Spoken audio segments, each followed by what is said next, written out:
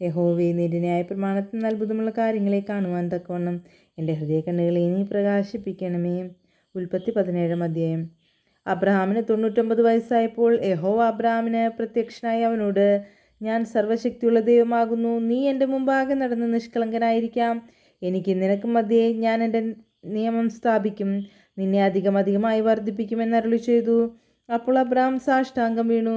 ദൈവം അവനോട് അരുളി ചെയ്തതെന്തെന്നാൽ, എനിക്ക് നിന്നോടൊരു നിയമമുണ്ട്. നീ ബഹുജാതികൾക്കും പിതാവാകും. ഇനി നിന്നെ അബ്രഹാം എന്നല്ല വിളിക്കേണ്ടത്, ഞാൻ നിന്നെ ബഹുജാതികൾക്ക് പിതാവാക്കിയിരിക്കാൻ നിന്റെ പേർ അബ്രഹാം എന്നായിരിക്കണം. ഞാൻ നിന്നെ അധികമായി വർദ്ധിപ്പിച്ചു, അനേക ജാതികളാക്കും. നിന്നിൽ നിന്ന് രാജാക്കന്മാരും ഉത്ഭവിക്കും. ഞാൻ നിനക്കും നിന്റെ ശേഷം നിന്റെ സന്തതിക്കും ദൈവമായിരിക്കേണ്ടതിന് ഞാൻ എനിക്കും നിനക്കും നിന്റെ ശേഷം തലമുറയായി നിന്റെ സന്തതിക്കും മധ്യേ എൻ്റെ നിയമത്തെ നിത്യനിയമമായി സ്ഥാപിക്കും. ഞാൻ നിനക്കും നിന്റെ ശേഷം നിന്റെ സന്തതിക്കും നീ പ്രവാസം ചെയ്യുന്ന ദേശമായ കനാൻ ദേശമൊക്കെയും ശാശ്വത അവകാശമായി തരും. ഞാൻ അവർക്ക് ദൈവവുമായിരിക്കും. ദൈവം പിന്നെയും അബ്രഹാമിനോട് അരുളി ചെയ്തത്, നീയും നിന്റെ ശേഷം തലമുറയായി നിന്റെ സന്തതിയും എൻ്റെ നിയമം പ്രമാണിക്കണം. എനിക്കും നിങ്ങൾക്കും നിന്റെ ശേഷം നിന്റെ സന്തതിക്കും മധ്യയുള്ളതും നിങ്ങൾ പ്രമാണിക്കേണ്ടതുമായ എൻ്റെ നിയമമാവിത്.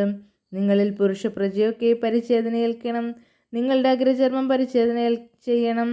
അതെനിക്കും നിങ്ങൾക്കും മധ്യയുള്ള നിയമത്തിൻ്റെ അടയാളമാകും. തലമുറയായി നിങ്ങളിൽ പുരുഷ പ്രജയൊക്കെയും 8 ദിവസം പ്രായമാകുമ്പോൾ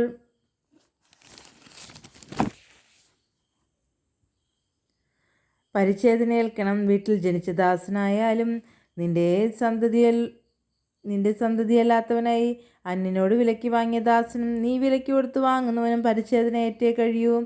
എൻ്റെ നിയമം നിങ്ങളുടെ ദേഹത്തിൽ നിത്യനിയമമായിരിക്കണം. അഗ്രചർമ്മിയായ പുരുഷ പ്രജയെ പരിച്ഛേദന ഏൽക്കാതിരുന്നാൽ ജനത്തിൽ നിന്ന് ഛേദിച്ച് കളയണം. അവൻ എൻ്റെ നിയമം ലംഘിച്ചിരിക്കുന്നു. ദൈവം പിന്നെയും അബ്രഹാമിനോട്, നിന്റെ ഭാര്യയായ സാറായി എന്നല്ല വിളിക്കേണ്ടത്, അവളുടെ പേർ സാറ എന്നിരിക്കണം. ഞാൻ അവളെ അനുഗ്രഹിച്ചു. അവളിൽ നിന്ന് നിനക്കൊരു മകനെ തരും. ഞാൻ അവളെ അനുഗ്രഹിക്കും. അവൾ ജാതികൾക്ക് മാതാവായി തീരുകയും ജാതികളുടെ രാജാക്കന്മാർ അവളിൽ നിന്ന് ഉത്ഭവിക്കുകയും ചെയ്യുമെന്ന് അരുളി ചെയ്തു. അപ്പോൾ അബ്രഹാം കവിണ്ണു വീണു ചിരിച്ചു. 100 വയസ്സുള്ളവന് മകൻ ജനിക്കുമോ? 90 വയസ്സുള്ള സാറ പ്രസവിക്കുമോ എന്ന് തൻ്റെ ഹൃദയത്തിൽ പറഞ്ഞു. ഇശ്മയേൽ നിന്റെ മുമ്പാകെ ജീവിച്ചിരുന്നാൽ മതിയെന്ന് അബ്രഹാം ദൈവത്തോട് പറഞ്ഞു. അതിന് ദൈവം അരുളി ചെയ്തതല്ല, നിന്റെ ഭാര്യയായ സാറ തന്നെ നിനക്കൊരു മകനെ പ്രസവിക്കും. നീ അവന് ഇസ്ഹാക്ക് എന്ന് പേരിടണം. ഞാൻ അവനോടും അവൻ്റെ ശേഷം അവൻ്റെ സന്തതിയോടും എൻ്റെ നിയമത്തെ നിത്യനിയമമായി ഉറപ്പിക്കും. ഇശ്മയേലിനെ കുറിച്ചും ഞാൻ നിന്റെ അപേക്ഷ കേട്ടിരിക്കുന്നു. ഞാൻ അവനെ അനുഗ്രഹിച്ച് അത്യന്തം സന്താനപുഷ്ടിയുള്ളവനാക്കി വർദ്ധിപ്പിക്കും. അവൻ 12 പ്രഭുക്കന്മാരെ ജനിപ്പിക്കും. ഞാൻ അവനെ വലിയൊരു ജാതിയാക്കും. എൻ്റെ നിയമം ഞാൻ ഉറപ്പിക്കുന്നതോ ഇനിയത്തെ ആണ്ട് ഈ സമയത്ത് സാറ നിനക്ക് പ്രസവിപ്പാനുള്ള ഇസ്ഹാക്കിനോടാകുന്നു. ദൈവം അബ്രഹാമിനോട് അരുളി ചെയ്ത് തീർന്ന ശേഷം അവനെ വിട്ട് കയറിപ്പോയി.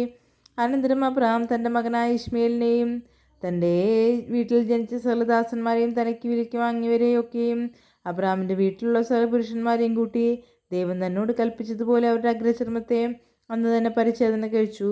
അബ്രഹാം പരിച്ഛേദനയേറ്റപ്പോൾ അവന് 99 വയസ്സായിരുന്നു.